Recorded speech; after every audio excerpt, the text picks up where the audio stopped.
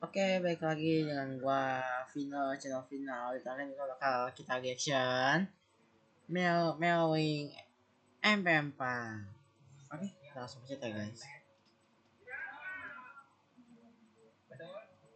Kalian nyadar gak sih kalau ada satu villain di kartun Krishna yang menjadi sumber masalah utama di desa Vrindavan? Dia bukan iblis betul, dia bukan Pragos, dan dia juga bukan iblis kenyot. Ya, kenalin, dia adalah Raja Kamsa, seorang raja kejam yang ingin membunuh Krishna sebelum ia Ini film Krishna ya guys. dewasa. Raja Kamsa melakukan ini karena ada ramalan yang mengatakan bahwa anak ke-8 dari adiknya sendiri, yakni Devaki, akan menjadi penyebab kematian Raja Kamsa. Saat mendengar hal ini, jelas Raja Kamsa paniklah cuy. Lalu ia membunuh 7 anak dari Devaki. Akan tetapi saat Krishna lahir, ayahnya yakni Basudewa menukar bayi Krishna kecil dengan bayi lain. Dan disinilah Krishna bisa tumbuh besar sampai saat ini. Setelah Raja Kamsa merasakan kehadiran Krishna, ia pun mengirim semua iblis ke desa Vrindavan. Semua iblis termasuk iblis Pragos dan iblis kenyot dikirim dengan tujuan membunuh Krishna. Akan tetapi semua itu sia-sia cuy. Ya jelaslah Krishna aja lebih OP daripada Raja Kamsa. Dan di akhir cerita kartun ini sebenarnya kita nggak diperlihatkan gitu kekalahan dari Raja Kamsa.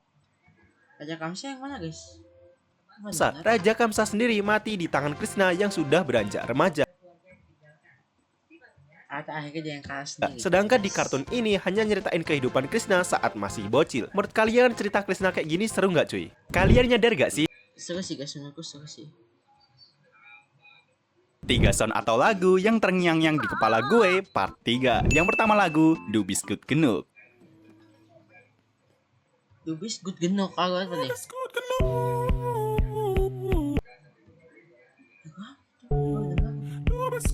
Jujur lagu ini asik banget cuy, terngiang-ngiang mulu. Lagu ini asalnya dari Jerman dengan penciptanya Kids Creek berjudul Gut Genug, yang artinya itu kamu sudah cukup baik. BTW ada juga versi Indonya dari Bang Windah, yakni 2 biskuit telur. Bang Windah. 2 biskuit telur. 2 biskuit telur. Bang Windah ternyata yang apa translate di Indonesia guys. Kedua lagu joget Brazil, Ela Keleita. Dan spesial yang mana guys? Yang paling niat yang kayak gimana guys? Ada.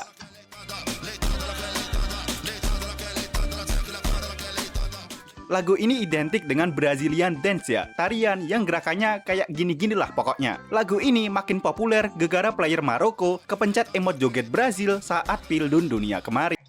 Terakhir lagu OBH Kombi Saset. Gua tahu ini cuman iklan obat batuk, tapi percaya cuy, lagunya itu enak parah.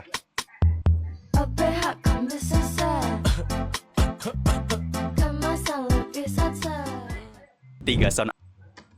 Oh yang itu ya guys ya, OBH Kombi. Bang, dari 3 karakter kartun ini lebih aura yang mana? Kita lihat dulu dari Dontol. Sumpah, ini karakter auranya minus 1000, beban banget. Kalian pasti masih inget kan, ketika si Gumpalan Tinja ini menjatuhkan mainannya. Dengan plengernya, bukannya ngebalikin mainannya sendiri, dia malah teriak-teriak ke Adit kayak gini. Adit, tolongin Dit. Adit tolongin Dit. Ada nih. Itu kan mobilnya cepat balik doang ya. Denis. Yang kedua, Mehmet di kartun si Entong.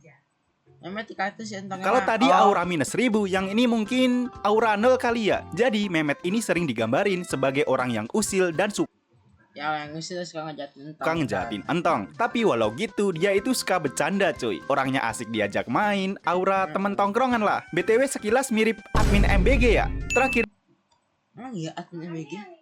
King Ho-Ho di kartun Ibra. Nah ini coy, aura infinite tak terhingga, selalu bertindak logis dan ngajarin kita kalau doa tanpa usaha itu sia-sia. Cuma gue ngomong sama orang-orang di sini, doa terus tanpa usaha. Ya betul, doa terus tanpa usaha buat apa? Kita cuma mengandalkan doa. Minimal buat apa? Allah juga nggak suka sama orang yang nggak cerdas. Betul. Bang, dari 3 karakter kartun ini lebih We are Hungry Generation.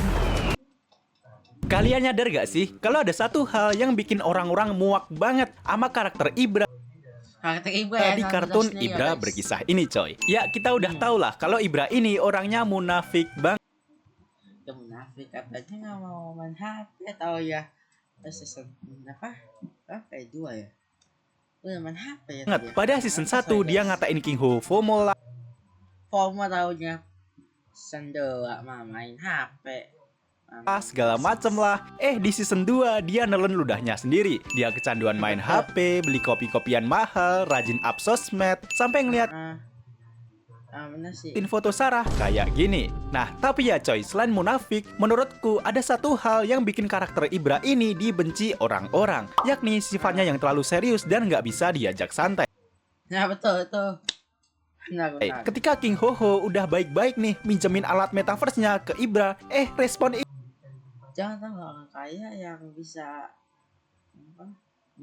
Ibra itu malah kayak metaverse itu nggak nyata. Iya mas, siapa yang bilang metaverse nyata? Terus malah ngebandingin sama kisah Nabi.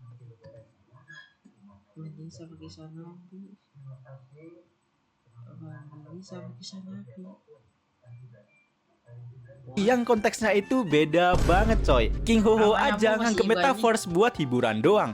Ibra ini malah serius sampai ceramah panjang lebar. Oh saya mau busa, omong aja kalau bukan nyambung Ibra. Terus ada juga ketika King Ho nanyain Ibra kenapa lebih enakan daun singkong daripada sushi gitu. Nah si Ibra ini lagi-lagi malah ngehubungin ke cerita Nabi kelaparan. Sulit ya kalau ngomong yang dimana jawaban mau ketawa, mau kesel, jawabannya itu nggak nyambung banget. Enakan daun singkong daripada sushi gitu. Kamu tahu ndak? Rasulullah pernah kelaparan ketika sedang menggali parit di perang Khandaq. Mulai deh, selalu pakai kisah zaman purba untuk membenarkan kejadian yang terjadi di zaman now. Betul. Kalian nyadar? Gua akuin lagu MBG Mas Bahlil Ganteng itu candu banget ya. Makin lama makin asik. Tapi jangan salah bro, dulu zaman Covid ada satu lagu yang enak banget, yakni lagunya Lord Alul.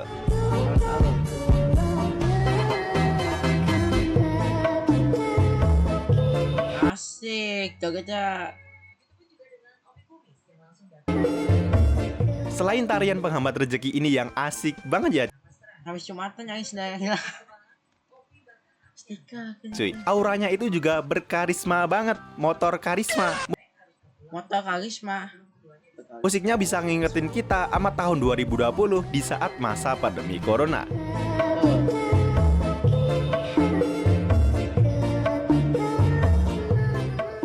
BTW lagu asli yang dipakai itu berjudul Dinda dari Masdo. Iya sih 2020 tuh Gua akuin lagu Bau badan. Kalian pasti tahu kan kalau akhir-akhir ini lagi ada kartun yang rame banget. Rame bukan gegara pujian tapi hinaan cuy. Ya kenalin, kartun itu ialah Ibra Berkisah. Kartun yang menceritakan kehidupan pesantren di suatu desa. Sekilas animasinya bagus ya cuy kalau dibandingin kartun AI sebelah. Nah, tapi cerita di dalam kartun ini tuh yang kok cacat logika banget ya. Jadi ada satu episode yang menceritakan kalau pesantrennya itu lagi kekurangan air. Di mana-mana sumber air itu pada kering semua gitu. Nah, terus Pak Kiai itu nyuruh semua anak santri buat ngambil air di sungai. Padahal ya kalau kalian tahu, Ho yang merupakan tokoh antagonis di kartun ini itu ingin nelpon ayahnya buat membawakan air bersih dengan pesawatnya. Kan kalau dipikir-pikir daripada susah-susah jalan kaki bawa ember isi betul, harus jalan kaki mending air, mending dibawain air dari pesawat aja ya kan. Dikasih enak, masa nggak mau sih? Nah, tapi si Kiai ini malah bilang kayak gini. Simple, tinggal telepon Om Arya pakai HP Pak Kiai, pesawat Dedi akan datang bawa banyak air bersih. Justru ini kesempatan kita memanen pahala.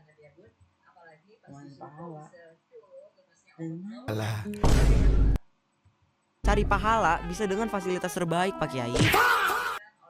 pasti. Gak cuman Pak Kiainya yang cacat logika, si MC-nya sendiri, Ibra dadanya juga punya otak. juga seolah-olah membenarkan omongan Kiai tersebut. Lalu pada episode yang sama, Ibra dan para santri yang lain itu cuma bisa doa tanpa usaha. Nah, sedangkan King Ho nih bos langsung memasak kayak gini. Doa terus tanpa usaha optimal buat apa?